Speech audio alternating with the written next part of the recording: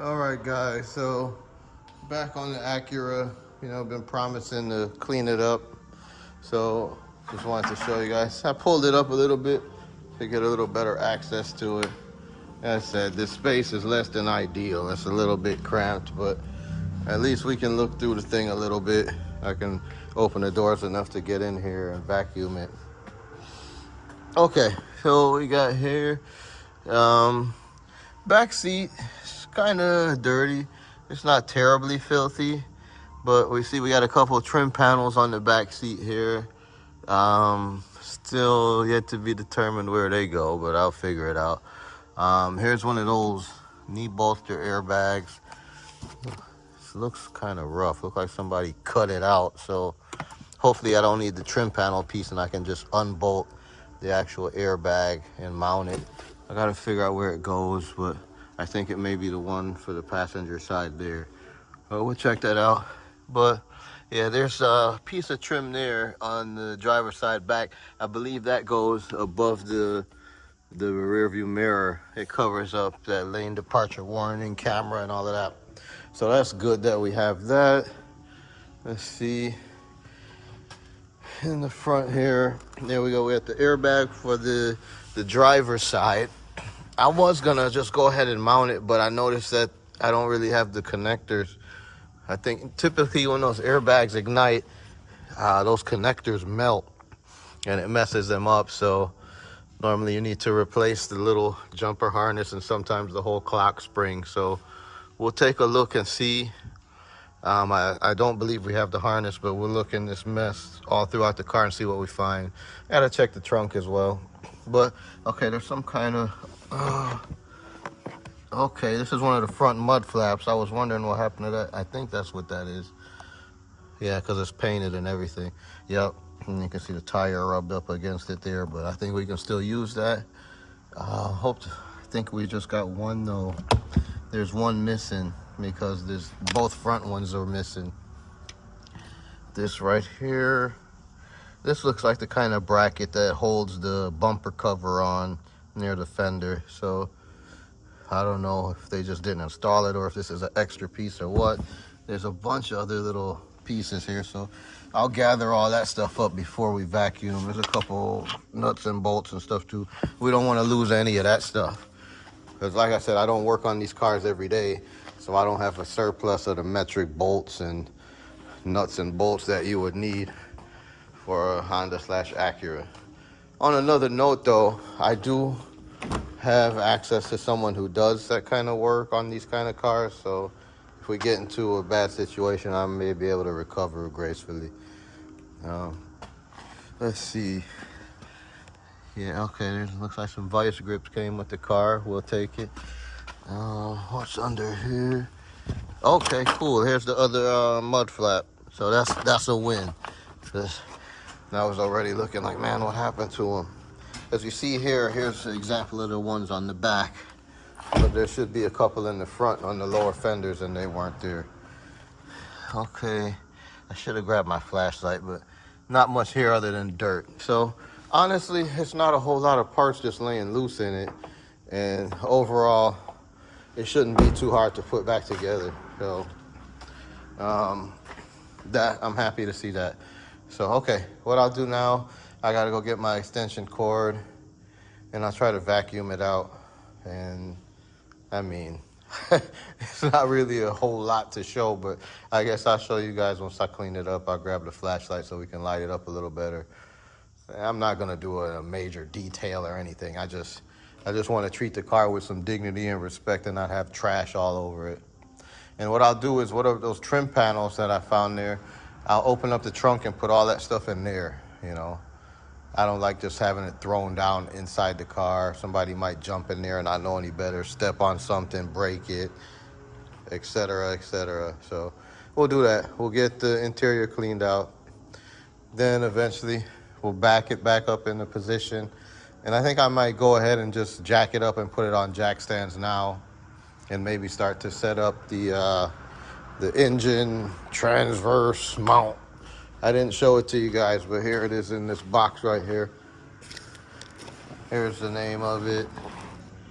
Engine traverse bar. blah, blah, blah. OEM is the brand. So this is it.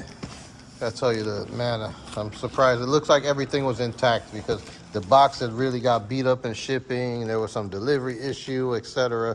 The label got damaged, but it made it to me. When I saw the box, I was a little nervous. But you know what it is? They just use this real thin cardboard, and this is heavy steel. So you can kind of see the picture here. It's basically just a bar that goes across the from side to side when the hood is open, and then there's one part of it that comes from back to front to help stabilize the engine and transmission. See, capacity 700 pounds. It needs to be able to hold all that weight because, you know, it's basically what it says right here. It's upside down. It's a 3-point engine support bar, okay? And in this case, engine and transmission. This car is a front-wheel drive transmission or front-wheel drive car, so everything, the whole engine and transmission is up front. Let me see if I can just pop the hood to talk and point it out a little bit what we're doing with that thing. So, where's the... Okay, so a good example. So you can kind of see, this thing is, you see this strut bar right here? This just goes from strut tower to give a little strength and rigidity to the frame. But this same kind of concept, that bar is gonna go like right here to right there, and then one of the bars will come here to the front, and we'll attach it to the engine, and the transmission is on this side, you know, underneath this air box and behind the battery, etc. So we'll use that to support the engine. So what's gonna basically be going on is the engine is kind of gonna be floating in the air, and we're dropping the subframe out from under it and the whole front suspension, because all of those things bolt to the subframe / cross member. Yeah, that thing bolts then to the unibody, but all the suspension and the engine and transmission, they attach to the subframe. That's why they also refer to it as the engine cradle, because it kind of cradles the engine. So you could literally drop the whole engine and transmission out by dropping the cradle and not disconnecting the engine and supporting it from the top. But in our case, you know, we don't need to drop this whole engine out. Maybe if the whole front end was smashed up and we had to do all kinds of stuff, but I'm not set up here to do that kind of framework anyway. So what we're gonna do is we'll use that bar I just showed you in the back. It's gonna support the engine and transmission in the front, and we'll have this thing jacked up, you know, as high as possible, and all our work is gonna be on the bottom, so that we'll swap out that subframe. I should have the subframe here hopefully by the weekend, so I'll show you guys what it is, and then maybe you have a better picture of what it is I'm talking about. You know, it'll probably be in the thumbnail too when we get to that point. But yeah, that's it, guys. So I don't know I guess I'm giving you a little bit extra, but let me switch gears and get back to the detailing portion or the vacuum fitting portion, and putting these things in the trunk, etc. So I'll come back to you guys in a few. Stay tuned. We'll be right back. All right, what's up, guys? So just finished vacuuming the car out. It's much better than before, but still not quite perfect.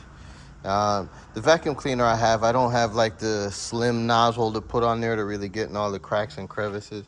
I just got kind of the wide mouth, but got it cleaned up fairly decently.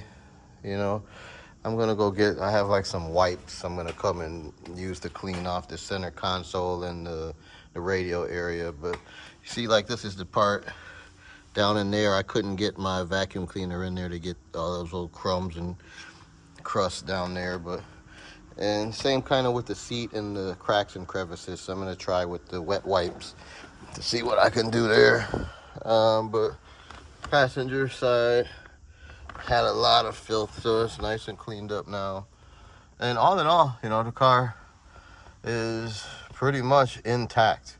I just got to double check these airbags. I want to snap that panel back up, but I want to look under there and see if that airbag's already been replaced or not. Hopefully it has, and then the one airbag that I still have would go here, the one that I just threw in the trunk. But worst case scenario, I'll have to buy airbag. The passenger seat too on the side airbag is blown on that, and I don't have one here, so for sure we'll have to buy that. This driver's side seat is fine. But yeah, so all in all, the car cleaned up pretty well. It still needs like some detailing spray and some, you know, a little bit more to make it 100% clean, but for the most part it's good.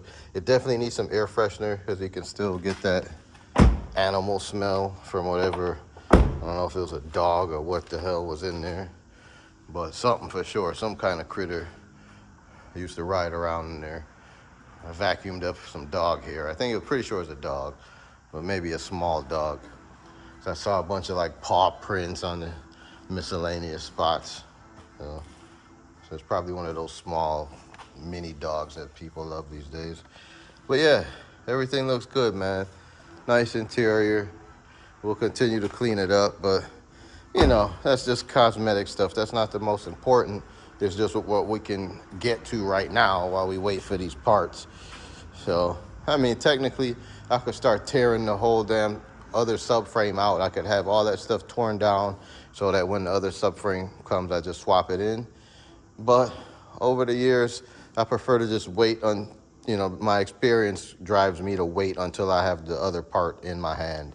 Just in case something goes wrong and gets damaged in shipping or something crazy. They lose it.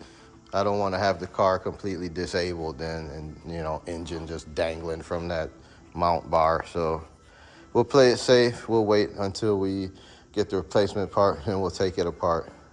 And quite honestly, I don't anticipate it being too big an ordeal. Right now, the main thing I'm hoping is that the exhaust, the piece of the exhaust that we have to take off, that comes apart without issue. Other than that, I think everything else will come apart just fine, and hopefully it's just a day's work to swap the subframe. Maybe two, because I'm not gonna rush it, but I'm hoping it's one of those things I could maybe start on a Thursday, Friday, and by Saturday have it all back together, and hopefully that wheel then is gonna be sitting where it needs to be, and then it's all just downhill cosmetic work, and this car can be on, you know, this car, once the subframe is good, this car can be on the road. All the other stuff that's cosmetic, no big deal. Yeah, technically you should have all the airbags in it before you start driving it, but you know, a seatbelt will do the job in the meantime. So, and that's another thing I have to check, because a lot of times when the airbags blow, the seatbelts, they lock into place. So I have to check that. We might have to do something with the seatbelts too. But yep, I think that's a good stopping point for today, guys. We finally got the damn thing vacuumed out and looking a little bit better. You know, once I end the video, I'm gonna jump in there with some wet wipes, but that's not worth filming and showing you guys like, oh, see, I cleaned up the display screen and the center console. You don't want to see that. You'll eventually see that. So I'll spare you, and that's it, man. Thanks for being here. I'm your host, Shawnee C at Motor City Customs. Stay tuned. You never know what we're gonna work on next, but all in all, we're gonna be fixing something. That's what we do. All right, guys. Stay safe and be kind to others, and we'll see you again in the very near future. Out of here.